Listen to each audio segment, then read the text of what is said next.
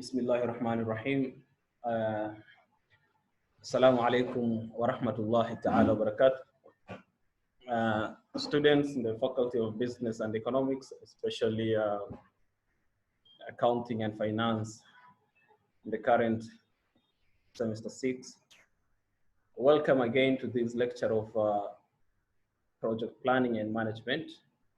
And as we proceed currently with the Zoom lectures as one way of social distancing, that is studying from home and teaching from home. And last 2 weeks, we looked into the introductory part of our course. And the previous week, we talked about the aspects of management. As a student of project management, you must actually remind yourselves of the key issues of management, the deeper meaning of management and the functions of management, what a manager does, because you are a project manager and we expect you in your activities of project management, you must be able to practice effective management aspects. Today, we are going to look into our second chapter of project management. And our second chapter actually is one of the key chapters because it introduces us to the idea of project. And in this introduction to the idea of project is where we are going to get the concepts, the definitions, and even the nature of projects. So meaning that the key definition of project exactly we are going to find in this current chapter. What are the major concepts, major terms that are used in project management activities, and even the nature of project management. That is what we are going to look into in our session today. And the chapter, our chapter, it is known as what we call concepts, definitions, and nature of project. That is the chapter that we are going to use to explain today. And in this chapter of ours, I expect that actually you should be very, very keen, very, very careful as we go through this chapter, because it is the most relevant chapter which will actually give you the clear picture of what exactly projects are, which actually we shall be dealing with when it comes to organizational performances. When we talk about a project, we begin by asking ourselves a question: what is a project? And we say that a project is a problem scheduled for solution. Simple. Very simple definition. A problem scheduled for solution. When we talk about a problem scheduled for solution, it means that when we undertake a project in order to solve a particular problem, and for you to solve that particular problem, you have to actually follow some steps or some procedures. And you need to have a definite time, a very clear time that you state. When are you going to start the solution to this problem, and when are you going to finish this solution? So in simple terms, or in simple definition, a project is a problem scheduled for solution. Problem refers to the gap between where you are and where you want to be, with an obstacle that prevents easy movement to close the gap. Projects are a group of activities that have to be performed with limited resources to yield specific objectives in a specific time and in a specific locality. So when we talk about a problem scheduled for solution, it refers to the gap between where you are right now and where you want to be. For example, right now you can say that I am at point A and I would like to be at point C at a particular moment. Maybe after 1 month, I would like to be at point C. So when you talk about the problem, now the problem is where you are. So how do you move from where you are to where you want to be? So in the middle there, or in the process of trying to solve your problem, you'll find a lot of obstacles. Obstacles, this can be in form of challenges or things that stop you from reaching your goal or reaching your destination. That's why we say that with an obstacle that prevents easy movement to close the gap. Projects are a group of activities that have to be performed with limited resources to yield specific objectives in a specific time and a specific locality. So among the challenges that you might face in your movement, you want to move from one point to another point, but you'll find you have obstacles which actually maybe they are stopping you from moving, or maybe they are stopping you from reaching your particular destination. Among the obstacles in a project, for example, we have limited resources. Projects are undertaken with limited resources. There is always never enough resources for projects to be undertaken. And that's why we need people with skills of project management. Because once you have the skills of project management, it means that you can be able to actually control the resources, the limited resources that you have, so that you efficiently use them to achieve your goal or your objective. Like we introduced ourselves in the previous chapter about this managerial activities, for example, effectiveness and efficiency. By efficiency, it means you'll be able to use little resources to achieve maximum results. So in the process of you trying to achieve your maximum result or your goal, that is being effective, you have to be efficient in one way or another so that you beat this gap or this obstacle of limited resources. Therefore, a project is a temporary endeavor employed to create a unique product, a service, or results. It is a temporary endeavor or a temporary effort which you are going to undertake so that you can be able to achieve your objective.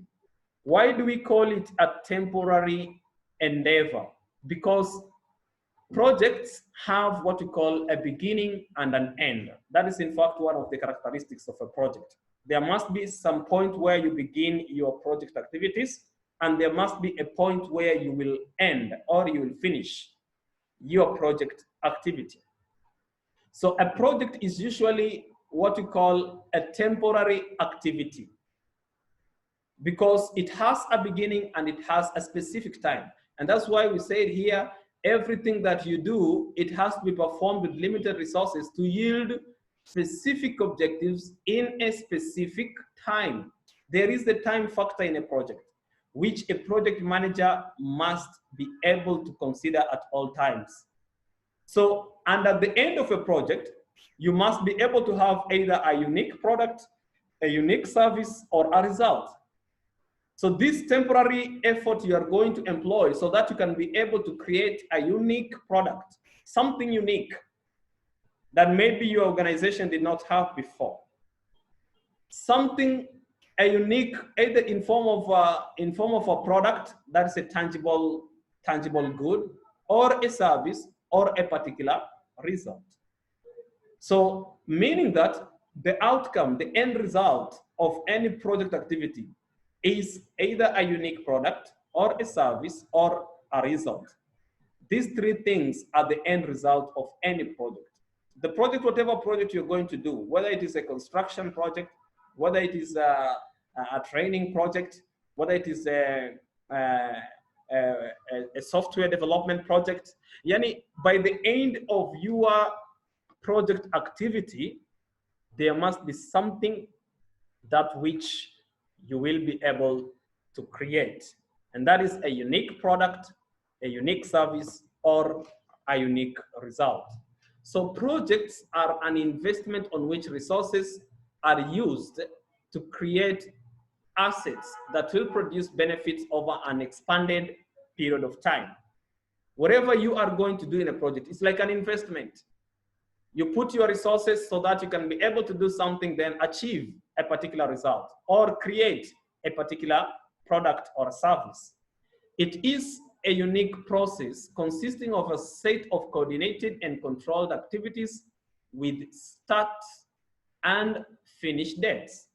undertaken to achieve an objective conforming to specific requirements, including the constraints of time, cost, and resources. So in this explanation here of what exactly a project is, we find that it is actually a unique process. Unique process because at the end of your project activity, you'll have a unique product or a unique service or a unique result.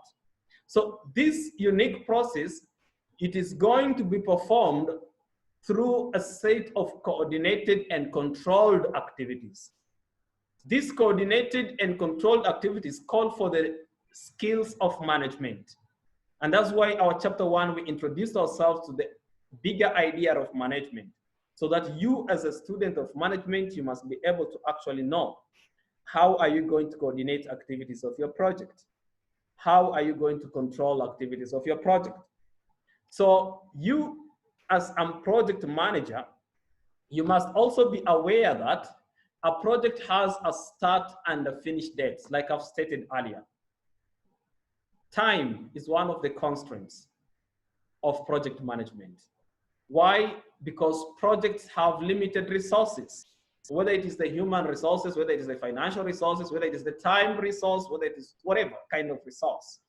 So time is one of the resources which is actually limited when it comes to project management.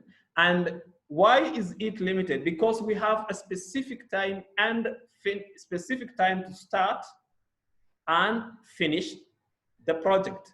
Now, because we have the time, for example, you have set your project is going to start from January 2020 until December 2020, meaning that December 2020 will be the ending time of your project. If you pass December 2020, it means that your project has not been undertaken successfully and it might fail. So you as a project manager, it is your responsibility to make sure that projects that which are undertaken are actually done according to the scheduled time. However, this project of ours, the unique process consisting of a set of coordinated and control activities with the start and finish dates, it is always undertaken to achieve an objective conforming to specific requirements, including the constraints of time, cost, and resources. Meaning that the biggest constraints that which any project has is time, number one, like I've said. Time is a challenge, and achieving this time might not be actually simple. It might be difficult or complicated in any project activity because you have set your time. However, you have set your time, challenges might come, barriers might come, things that which will stop you from reaching your result, reaching your objective can come in the process and might delay you in one way or another. So time is one of the constraints, cost is one of the constraints, and other resources that which are required in the project, because already we have stated projects are undertaken with limited resources, meaning that the resources are never enough, and therefore we need you to have the skills of how to manage such resources so that the project can be undertaken successfully and completed on time. When we talk about projects, we have two kinds of projects. Either a project can be a short-range project or it can be a long-range project. And when we talk about a short-range projects, these ones here, they are actually short-range projects. Short-range projects. They are completed within 1 year and are focused towards achieving the tactical objectives. They are less rigorous. They require less or no risk. They are not cross-functional. These projects require limited project management tools and have a low level of sophistication. It is easy to obtain approval, funding, and organizational support for short-range projects. So when we talk about a short-range project, it is usually those projects that are undertaken within a short period of time. Usually it is estimated within 1 year or less. If a project is going to be undertaken within 1 year or less, then it is a short-range project.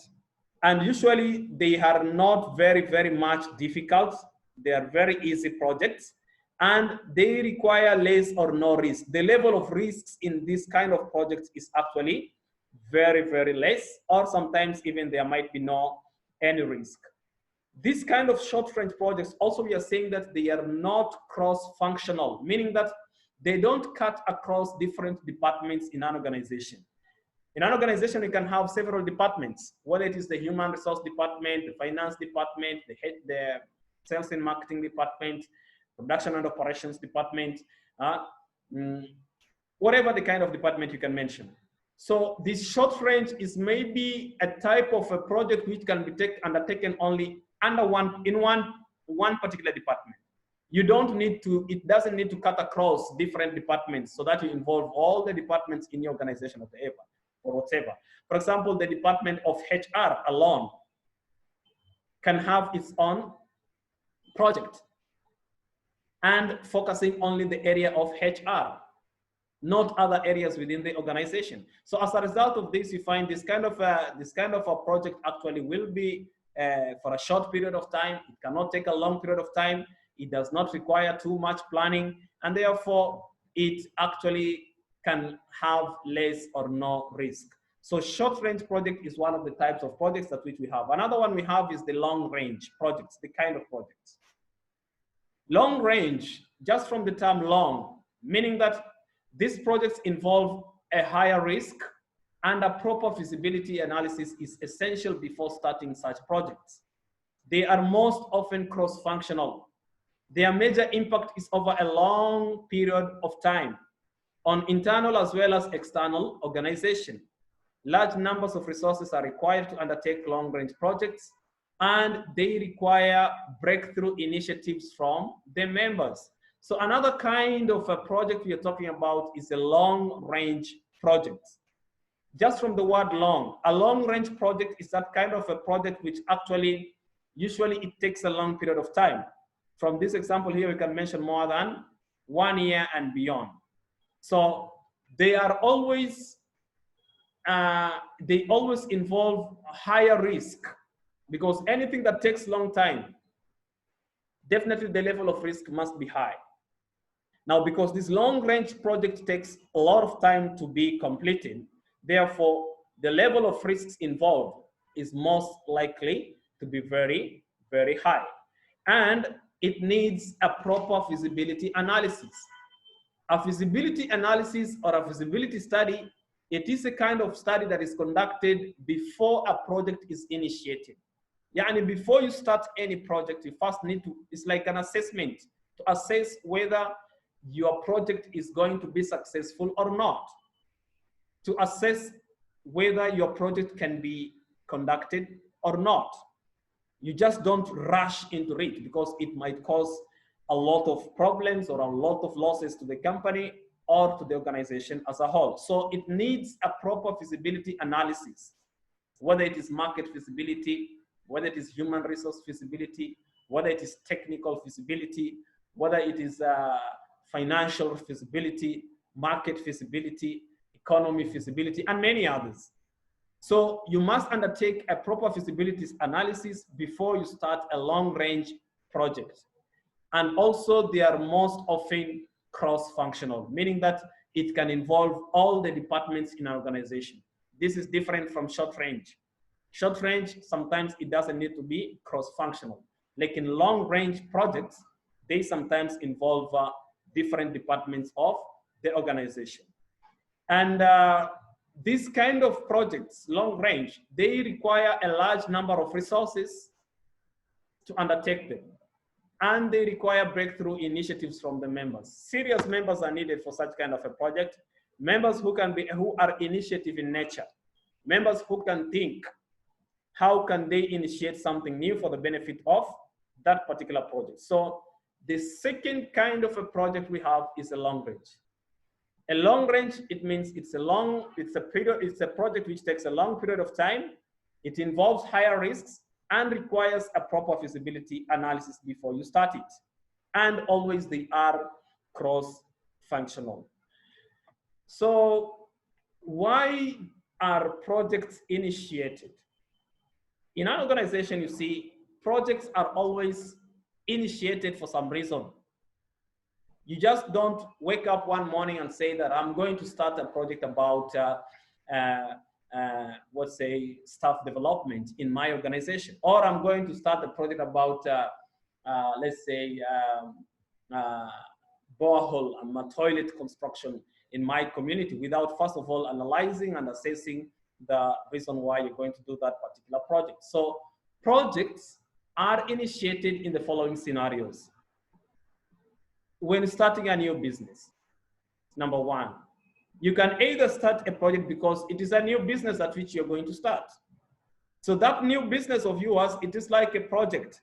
And therefore you must be able to carefully undertake it following the rules, the principles, and the procedures of project management.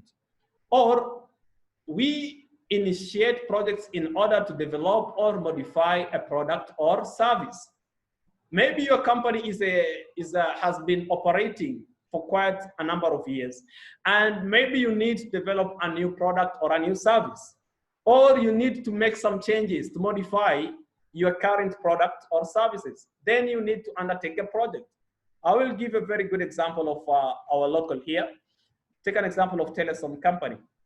Telesom company, when it started, or Central company, it did not start with many services. It started with only one service, that is calls services.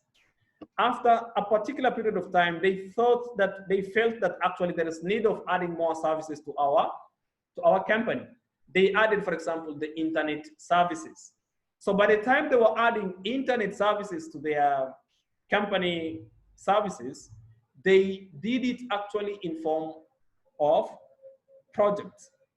Apart from this, also, for example, they again added another service, that is the mobile money services, that is ZAD services. So when they added the mobile money services, also it was undertaken in form of a project. They first tested it, they first created the project, then tested its working capacity before finally giving it out to the market. So anything that which maybe your company wants to produce in addition to what you're producing, you can do it in form of a project.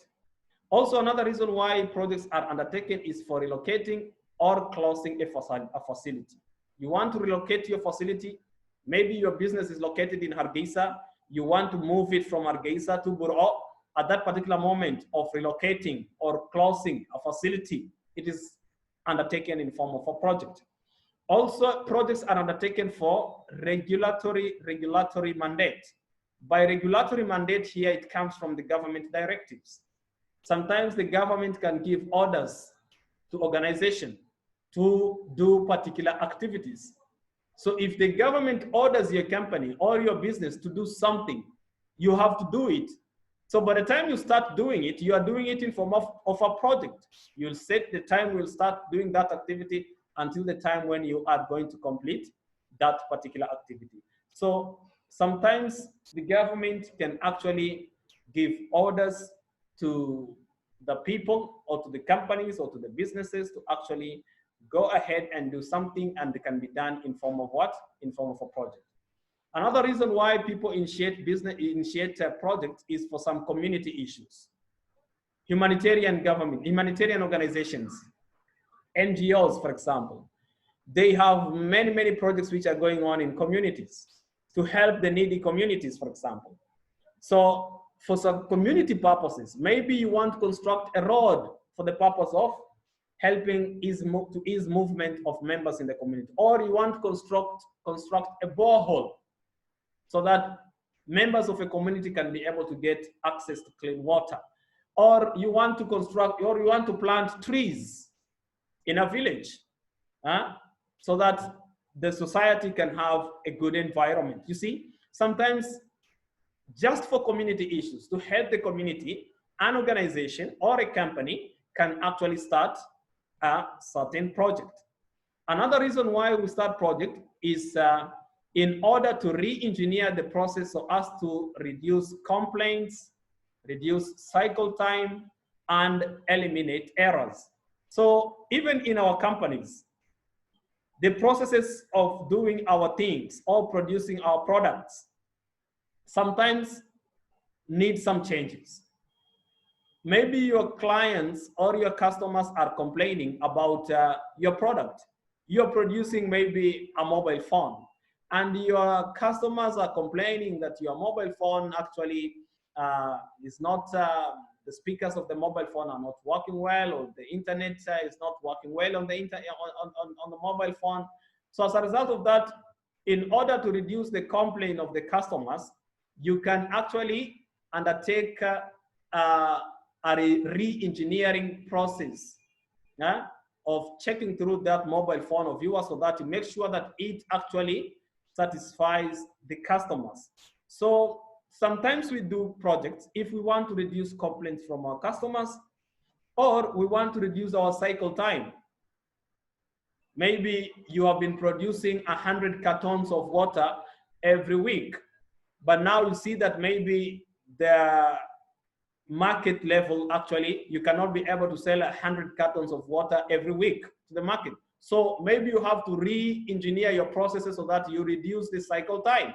Instead of 100 cartons a week, maybe you will start 50 cartons a week. You see, you will do it in form of what? A project, in order to actually reduce the cycle time, and even sometimes to eliminate errors. That is also another reason why projects are initiated. And also another reason why projects are initiated is for implementing a new system or a process. A new system has come and you want to implement it, you will do it in form of a project. Take an example of computers, for example. Before, computers were not here with us. Everything was manual system. But after that, after a particular period of time, computers came into existence. We started seeing computers, and companies adopted this new system that had come. So once companies started using computer, they installed computers to their systems in form of project, gave training to their employees on how to use computers, and many, many other things. So the world it keeps on changing. It keeps on changing. Yeah? A very good example is now, for example, currently, we are using the Zoom system for the teaching and learning process. Before, we were not having it, but because of the coronavirus pandemic, things have changed. We had to adopt a new system, the system of teaching online through such kind of a Zoom program. So in order to implement effectively this Zoom program, we had to give training to the teachers. We have to give training to the students on how to use this Zoom program and other things. You see, there we are implementing a new system or a new process. So as a result of that, it is a form of a project. In fact, this is a very good example of a project. Finally, another reason why projects are initiated is to to introduce new equipment, tools, or techniques.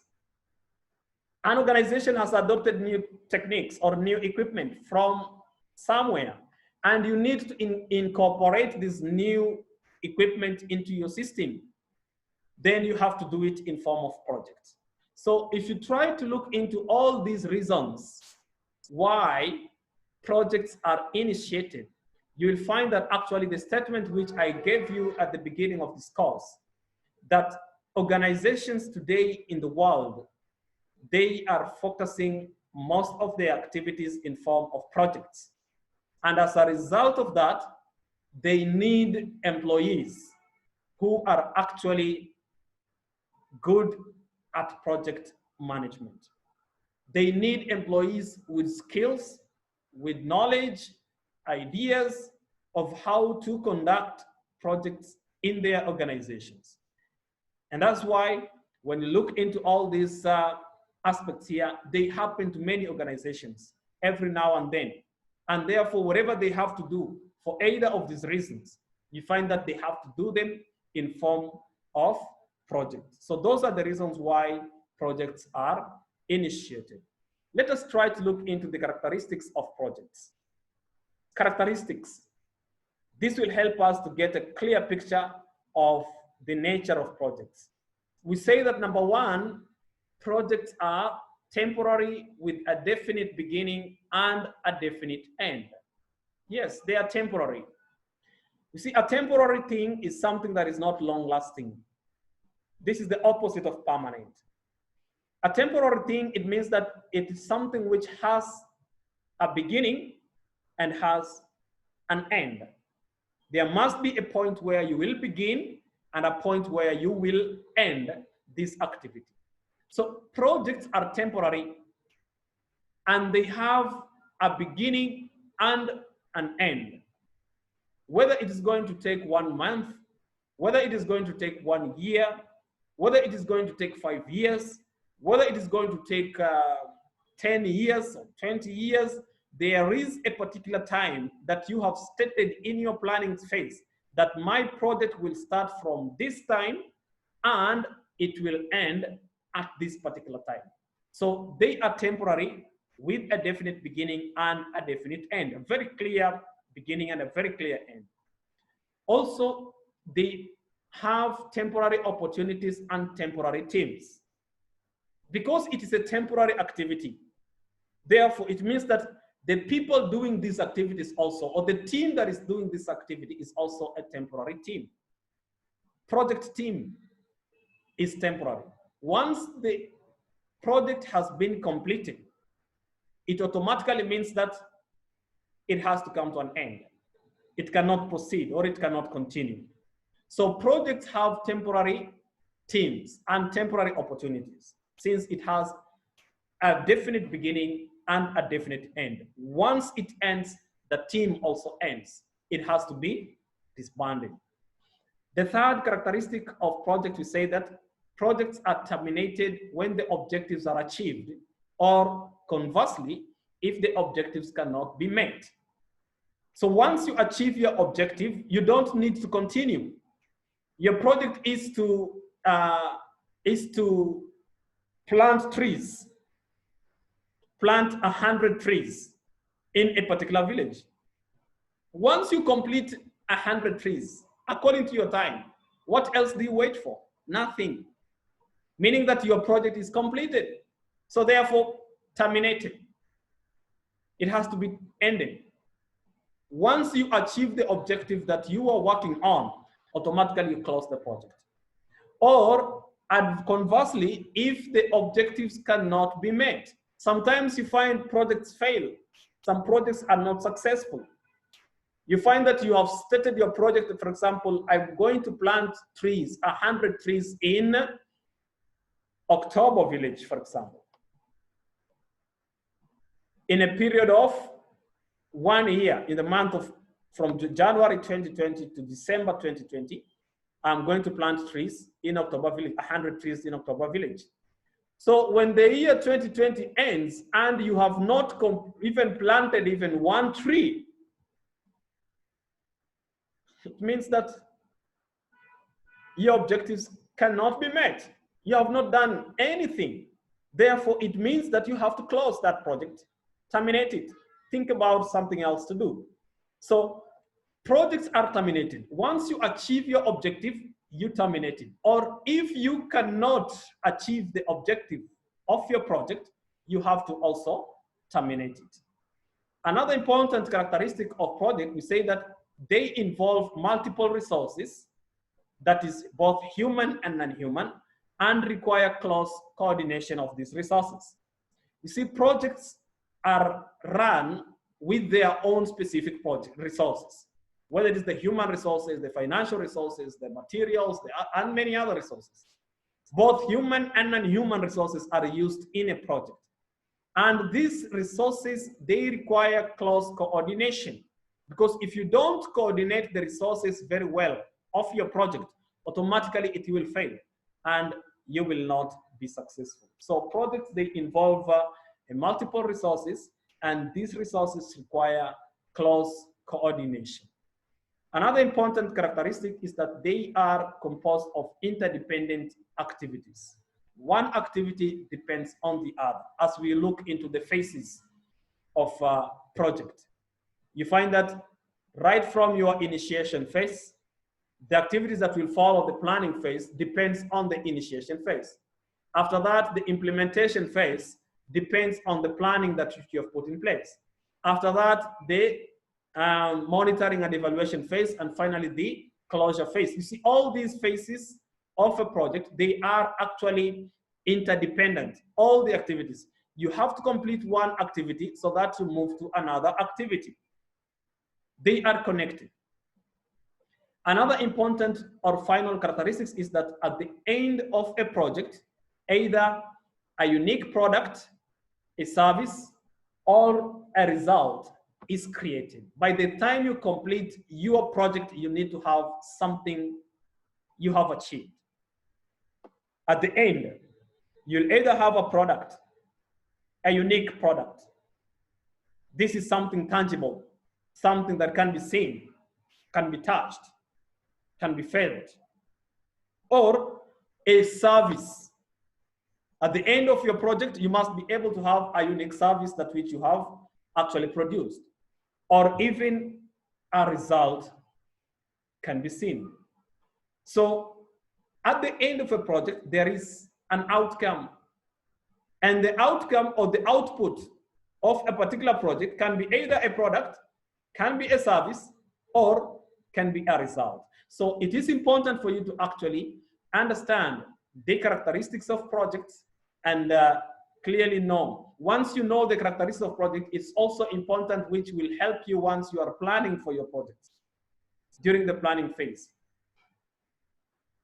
you will be able to incorporate your knowledge or your idea of characteristics of the projects so that you can be able to actually have a very clear plan for your specific projects. Let us look into the project environment.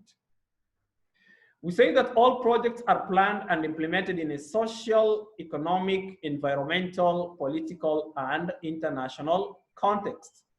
And among the environmental context of projects, I'm going to talk about three. That is the cultural and social environment, international and political environment, and also physical environment. Cultural and social environment is that how a project affects the people and how they affect the project. This requires understanding of economic, demographic, ethical, ethnic, religious, and even cultural sensitivity issues. You see, when you are undertaking a project, you just don't start a project without understanding your culture or the society where your project is located in. You must clearly understand the cultural and social aspects of the environment where you are going to locate your project. Understand the people around there. Understand the economic aspect of that environment. Understand the culture of the people there. You cannot just start a project without understanding people's culture. Take an example of Burro society, for example. It is an Islamic society based on Islamic principles. So you cannot bring something that is against the Islamic teaching and you want to put it in form of a project in Burro society. Take an example, you want to open up a shop that is selling, for example, khamr or alcohol. That one, it cannot work because it is totally against the Islamic teaching, which is actually what Burro society follows. So you need to make sure that you understand the culture. Any project that which you're going to do, culture, religious, ethnic, demographic, all these aspects you must be able to understand before you start your project. You cannot start a project in a place where the economy is actually dead. You cannot start a project in a place where the security level is actually very, very low. You see, your project is most likely to fail. So you need to be very careful so that understand the culture, understand the social environment, so that once you start your project, it will not be a challenge to you.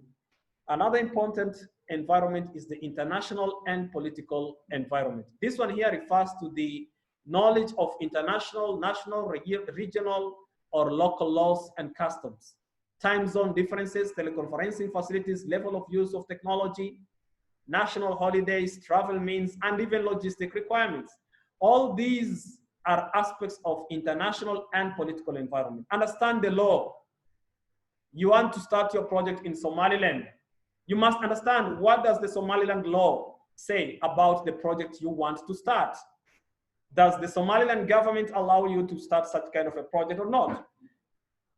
Look at the local laws or the regional laws. Talk the region. Does the local law and custom actually allow you to do such kind of a project? You need to understand all these aspects and even issues to do with time zone differences. You want to start your project here in Buro. You must understand the timing, how people work from what time to what particular time, how many hours people work in this kind of a community, and many other things before you start your project. Then also another important environment is the physical environment. This one here is the knowledge about the local ecology and physical geography that could affect the project or be affected by the project. You need to understand the local ecology, the physical environment of the area where you are going to start your project. Yes, the physical environment, any project or anything that we do, we must be able to protect the environment. It should be our priority among our priorities number one. You cannot start a project which is going to kill the environment. We have to sustain the environment so that we can be able to actually have a better future for our future generation. So in order to do that, we must be able, or we must make sure that we clearly understand the physical environment in which our project is going to be located. And anything that we do in our project, it must be done for the benefit of the environment. You cannot start a project of cutting down trees.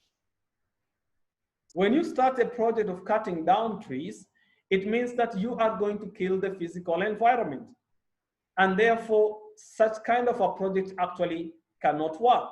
So physical environment, here we mean that you as a project manager, you must be able to have the knowledge about the local ecology and the physical geography that could actually affect your project or can be affected by your particular project. So these three environments are very, very important for you to understand as a student of project management when it comes to the project environment, the cultural and social environment, international and political environment, and also physical environment.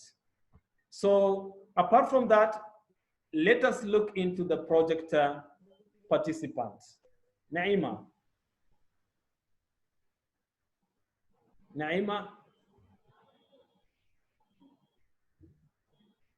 Welcome to the class, although you're very late.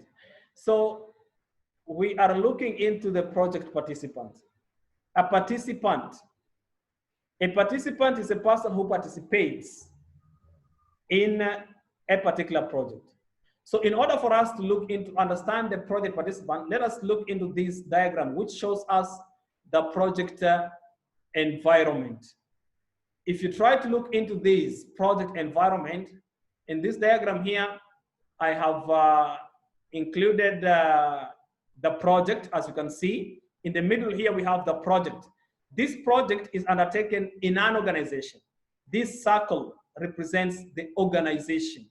So the internal organization. For example, we have organizational goals, we have the bosses in an organization, the colleagues, workmates, managers controlling internal resources, the internal users, the project staff, the top management. You see, all this is internally inside an organization. So inside an organization, we can have a project. So this circle, the round figure you see, it represents the organization. So this organization has external, what we call external stakeholders, suppliers, subcontractors, external users, customers and others, and even the government. All this represents the external environment. This is the internal environment of a project. The internal environment of a project is the organization and its own policies, procedures, teams, and other things. The external environment represents people or stakeholders outside the organization. For example, suppliers, subcontractors, external users, and the government. So you must be able to understand this environment, any environment in which your project is located in. So before you start any project, as we are going to see, You as a project manager, you must understand your stakeholders. Understand your stakeholders. A stakeholder or stakeholders, we say, these are the ones who have a share or an interest in an enterprise. Stakeholder. Any person who has a share or a person who has an interest in an enterprise or in a business activity is a stakeholder. So stakeholders in a company may include, for example, shareholders. Shareholders are examples of stakeholders, the directors of the business, the management team, suppliers, the government, the employees, customers, and even the community. So all these are examples of stakeholders, meaning that these people either they have a share or they have an interest in a company or an organization. There is something they need. Or we can say a stakeholder is a person who is affected by or affects the activities of a project or an organization. Any person who has an interest in an organization or a project is hereby referred to as a stakeholder. So stakeholders are influenced by the outcomes and objectives. They have varying level of responsibility and authority.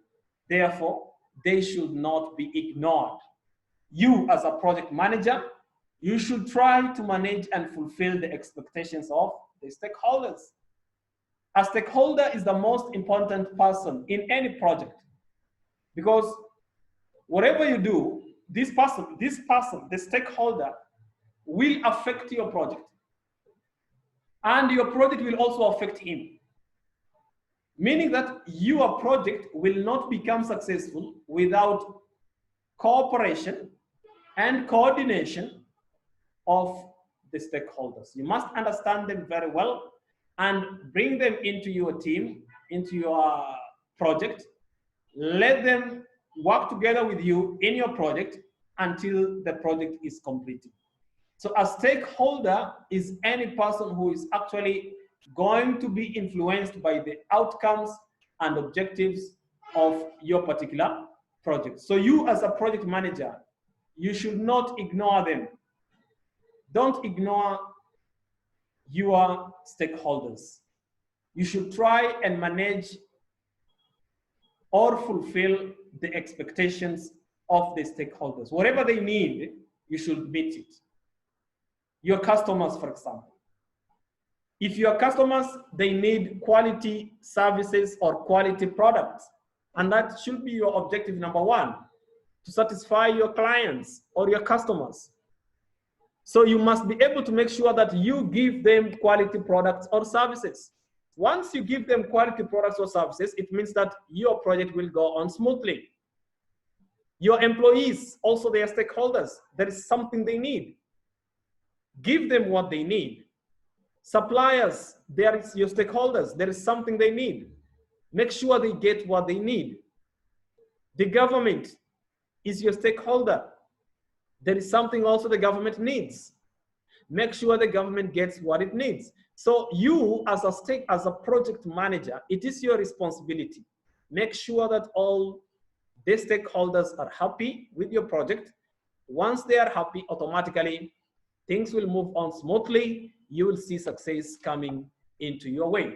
So project stakeholders are individuals and organizations that are actively involved in the project or whose interest may be affected as a result of project execution or project completion. They may also exert influence over the project's objectives and outcomes. That is the stakeholder. A person who is actively involved in your project. Those are the workers, for example, or the employees, or the project team. People working in your project. Those people, they are actively involved in your project. So they are your stakeholders. or people whose interest may be affected as a result of your project completion.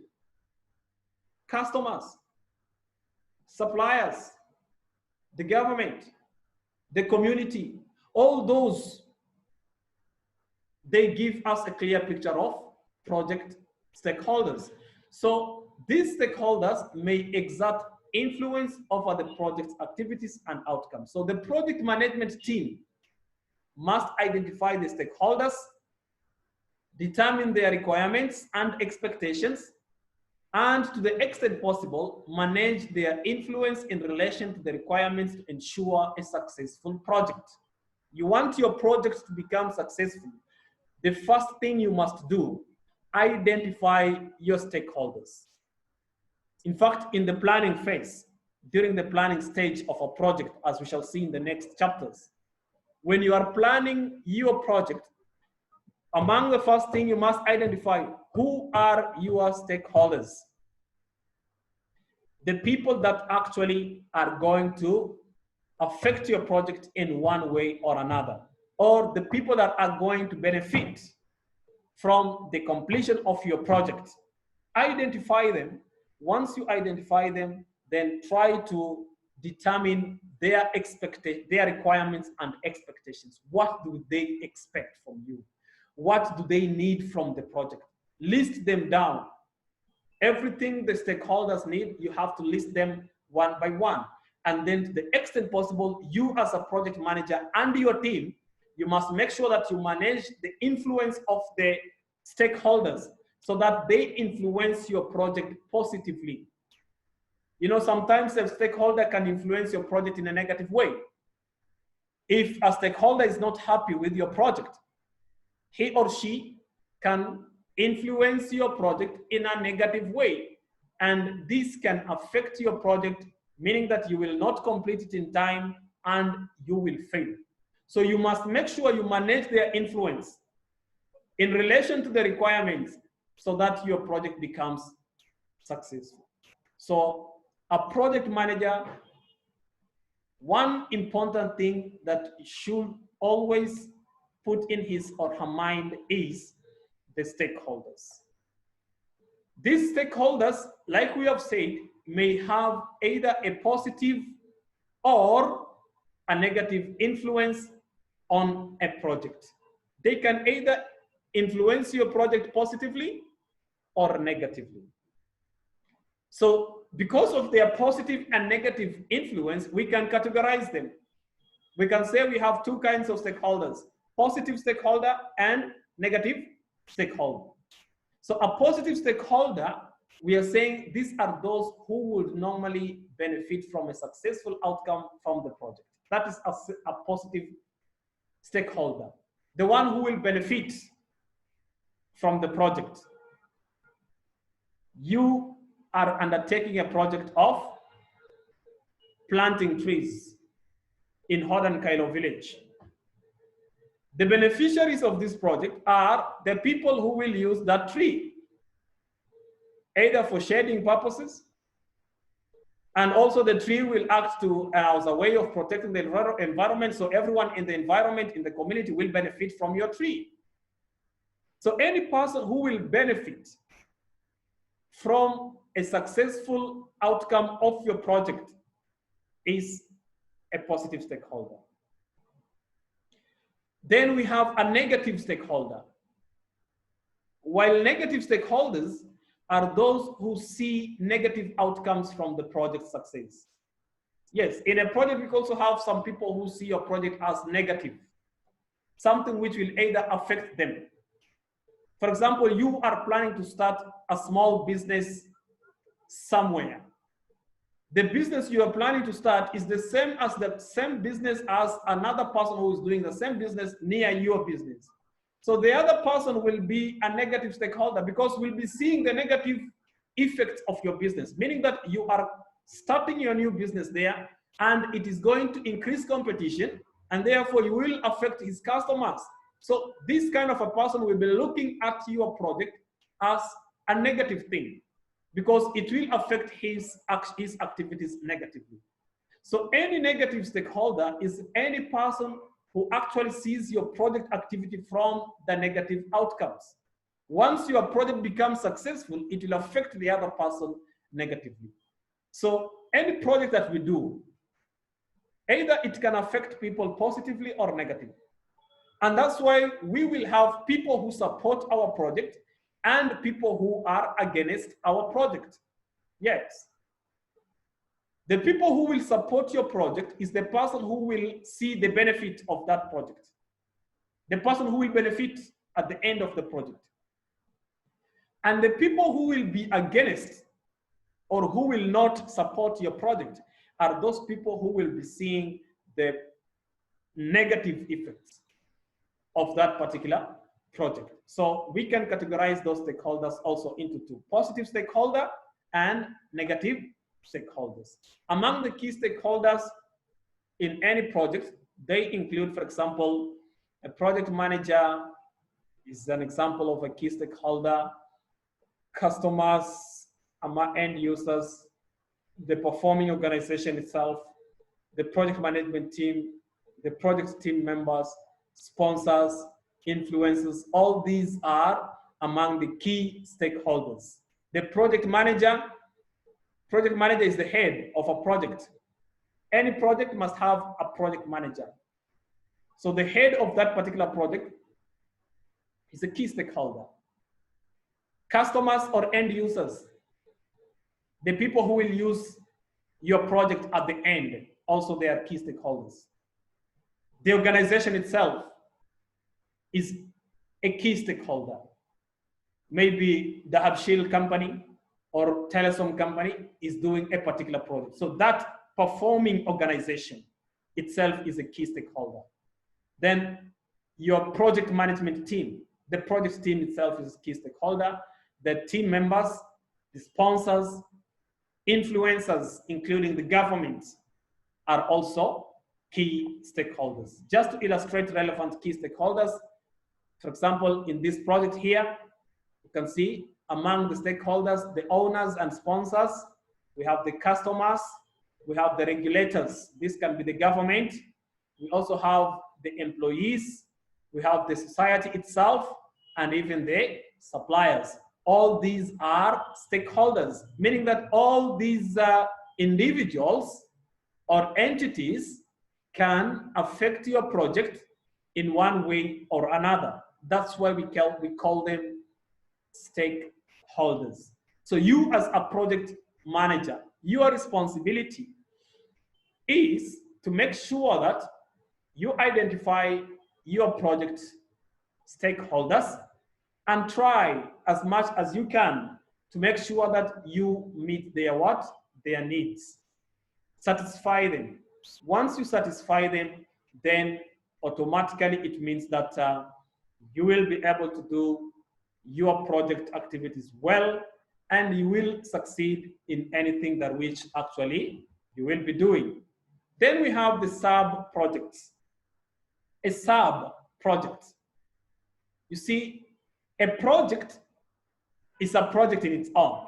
Like we have given in our first definition, the meaning of a project: a temporary activity that is undertaken with an objective of having either a unique product, a unique service, or a result. One project can have its small projects. We call them sub-projects. Projects are frequently divided into more manageable components or sub-components.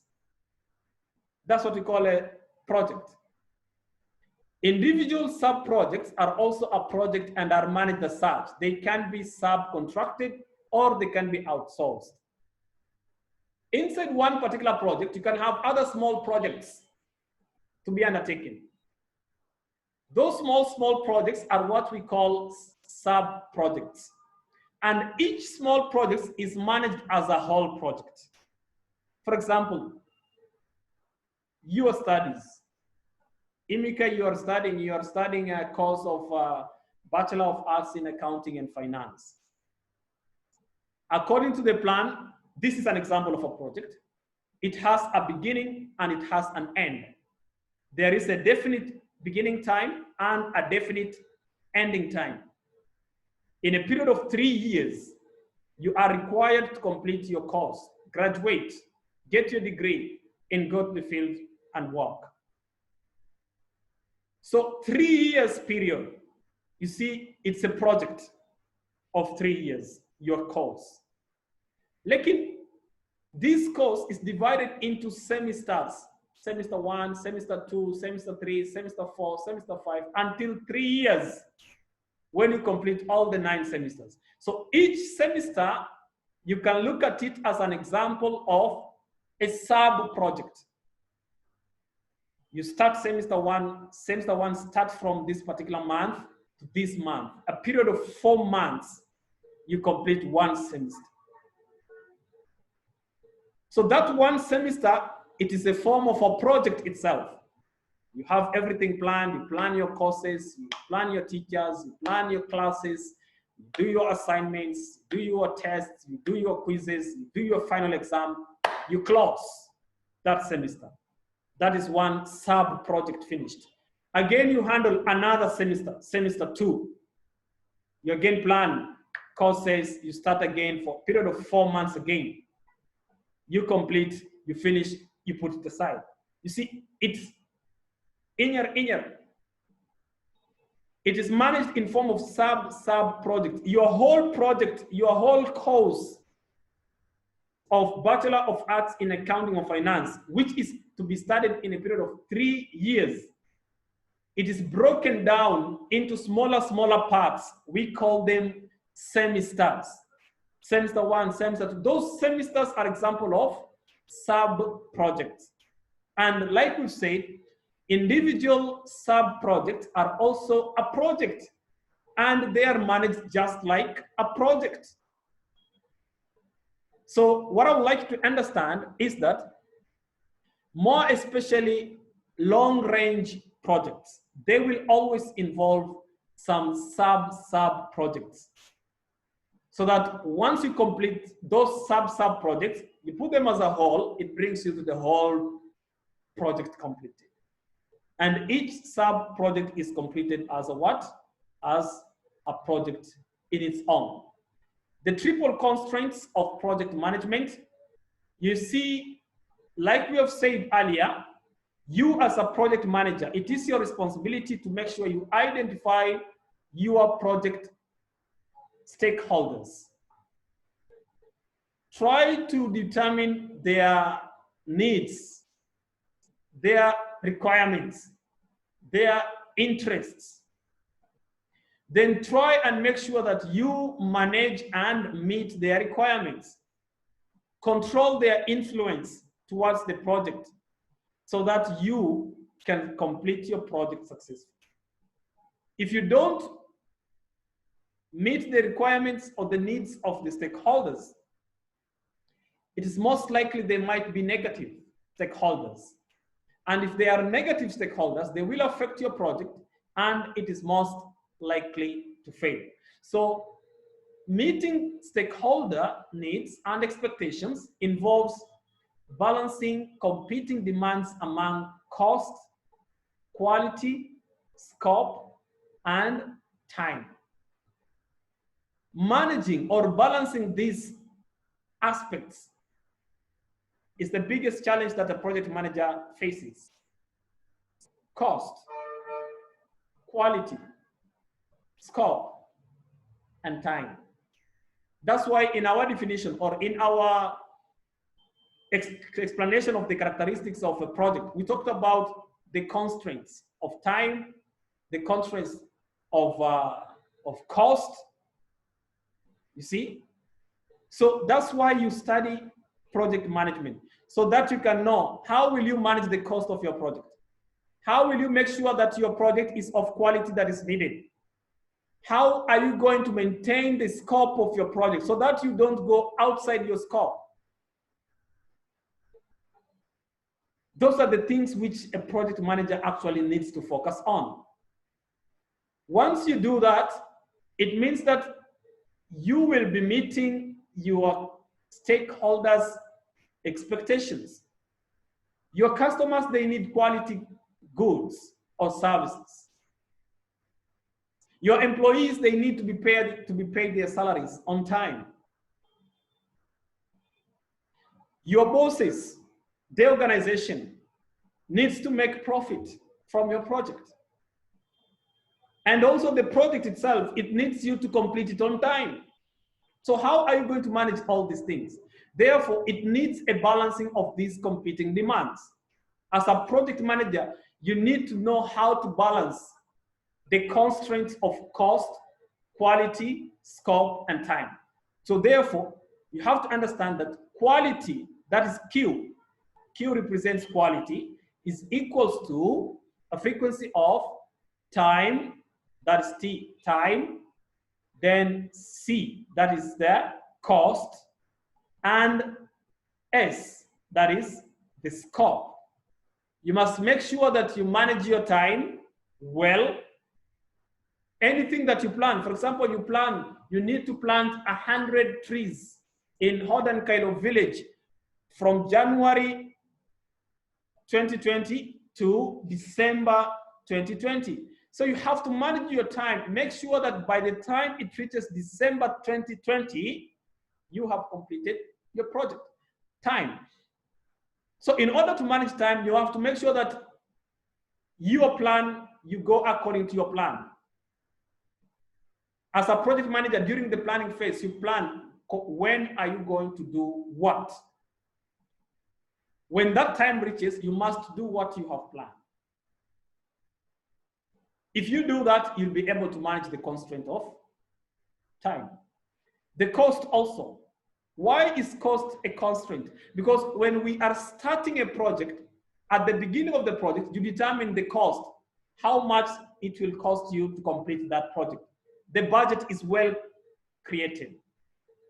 Maybe the time you're creating your budget, yeah, and maybe cost of or prices of goods needed to complete your project, maybe their prices have gone high.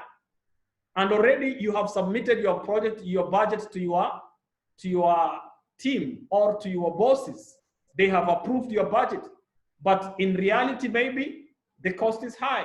So how are you going to manage that challenge? You cannot go back to your boss and say, oh, you see, my budget was very wrong. I have to make some changes. They will think you are stealing.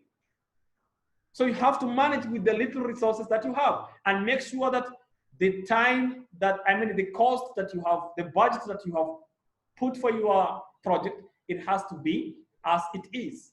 And also the scope. Don't go out of the scope of your project.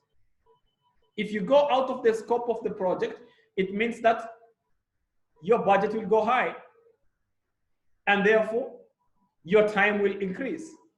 And therefore, you will not complete your project on time. So in order for you to have quality in your project, you need to make sure you have a balance of time, cost, and scope. Also, project quality is affected by the balancing of those three factors.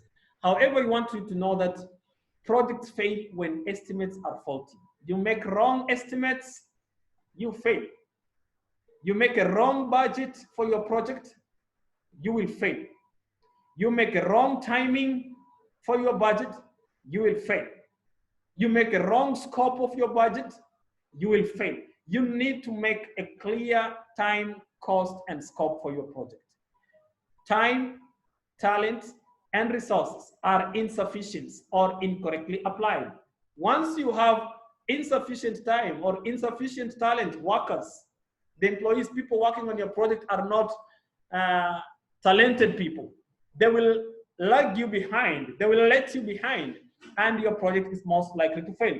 That's why organizations, when they are selecting project team members, they need competent members. People who will be able to deliver on time according to the expectations. So you as a project manager, you have to understand the constraints of project management. These constraints include time, cost, and the scope. Balancing these constraints will give you quality, you'll finish your project on time and as required. Among the project types, There are different types of projects. We can have either type 1 projects. These are the large engineering projects, those big engineering projects you've seen. Construction projects are examples of type 1. Type 2 projects, these are product development projects. For example, early space projects, or maybe a company wants to develop a new product. It's an example of a type 2 project. Then type 3 projects, these are software development projects. For example, those of ICT and engineering, they deal with software issues. They deal with the type 3 projects. Then we have type 4 projects. These are organizational development projects. For example, creating the vision, definition, you want to define, you want to revise the vision of your company. You see, you set the time when you're going to define the vision, mission, objectives of your company, or even some of the policies of your company, or trainings of your company. Those are examples of type 4 projects. So we can have different types of projects, whether it is type 1, type 2, type 3, or type 4. Why are systems necessary? A system. Let me just give this explanation. This figure here, as you can see, we have got 3 figures. This figure number 1, it shows us management gaps. These are the levels of management. Remember when we were learning the principles of management, even the chapter 1 of this course, we talked about levels of management, where we have the top level management, the middle level management, the supervisors, that is the ground level, among the operating level management, and then down we have the ground workers or the laborers, the operations. So this is the levels of management. As you can see, the levels, after level 1, there is a gap here, there is a space here. After level 2, there is a space here. After this level here again, there is a space here. That creates what we call management gaps. And then this second diagram here, we have the functional gaps, departmentalization, different departments in an organization. Remember when you were learning about principles of management, we talked about the organizational structure. An organizational structure has different departments. For example, the Department of Finance, Department of HR, Departments of Marketing and Sales and Marketing, Department of Sales and Production. So this diagram here, it shows us the functional departments. You see, they run like this, from top to down. So in other words, for example, if this one here is the Department of Finance, in the middle here, there is a gap. Then there is another department here, Department of Sales and Marketing. Again, there's another gap. Department of Productions and Operations. Again, there's a gap. You see, this creates what we call functional gaps. Now, if we superimpose, we put this one here on top of this one. That's why we say here, these levels of management plus the functional gaps or functional departments will be equals to, when you put this diagram on top of this diagram, you will get something like this. You see, there will be many gaps here. Here there will be gaps, here there will be gaps, here there will be gaps, here there will be many gaps. We call them operational gaps or operational islands. You see, all these, they stand in isolation, alone. This one here stands alone, this one alone, this one alone, this one stands alone. You see, there is a space here, meaning that every part is standing alone. We call them operational islands. Now, if we take these levels of management, then put it on top of these functional levels or functional departmentation in an organization, you will get a result which is islands, operational islands. So what does that mean? It means that that figure that which I've shown you, it shows how many companies are structured. There are always what we call class or prestige gaps between various levels of management. There are also functional gaps between working units of the organization. So if we superimpose or we put the management gaps on top of the functional gaps, we find that companies are made up of small operational islands. Those islands refuse to communicate with one another for fear that giving up information may strengthen their opponents. This is what we get. Operational islands, separated standing alone. You see, there is nothing connecting them.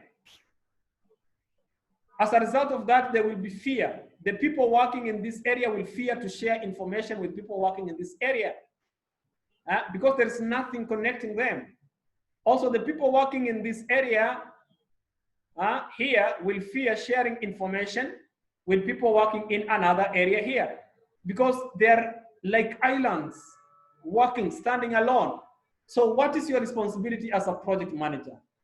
The project manager's responsibility is to get these islands to communicate cross-functionally towards common goals and objectives. That is the work of the project manager. That's why we need systems. That's why we need systems in organization. So you as a project manager, it is your responsibility to connect these islands. To make sure that anything undertaken as a project here must be communicated to all these other departments, all these other islands. There must be some kind of communication in an organization. And that's why we need you as a project manager who has the skills and the knowledge of project manager, capable of making sure that everything or every department in an organization is actually directed towards the achievement or attainment of organizational goals or objectives. That brings me to the end of the session today. We talked about the concepts, definitions, and nature of projects. Those are some of the review questions which actually you can peruse through. Somebody asks you, define a project. That's the definition you'll be able to give what we have actually discussed. Explain the different types of projects that you know. The types of projects you can talk about either the type 1, type 2, type 3, and type 4, or you can talk about the what you call these projects being categorized as either long-range projects or short-range projects. Also, somebody asks you, analyze the reasons why projects are initiated. You should be able to actually do that. Another person tells you discuss the triple constraints of project management. The triple constraints, including the constraint of time, cost, and scope. Those are the triple constraints of project management. With examples, explain the concept of project participants or stakeholders. These are the people who either have an interest or people who are affected by the activities of a project. Explain at least 5 characteristics of a project. You must be able to actually do that. So that brings me to the end of our session today, which was an introductory session to the project, where we have looked into a number of issues related to project management. Up to there, just to give you an overview of what we have discussed today. We have talked about the definition of what is actually a project. Also, we have talked about that is the meaning of a project. We talked about the kinds of projects, including the short-range projects and the long-range projects, and also the reasons why projects are initiated. We have looked into that. The characteristics of projects also, we have talked about it. Also, we have talked about the project environment, the participants, the stakeholders of a project. And we have talked about them, including the owners, the sponsors, the customers, regulators, customers, societies, and suppliers. The aspect of sub-projects also, we have discussed about it today, including the triple constraints of project management, that is cost, time, and scope. The project types and why projects are necessary have been what we have actually talked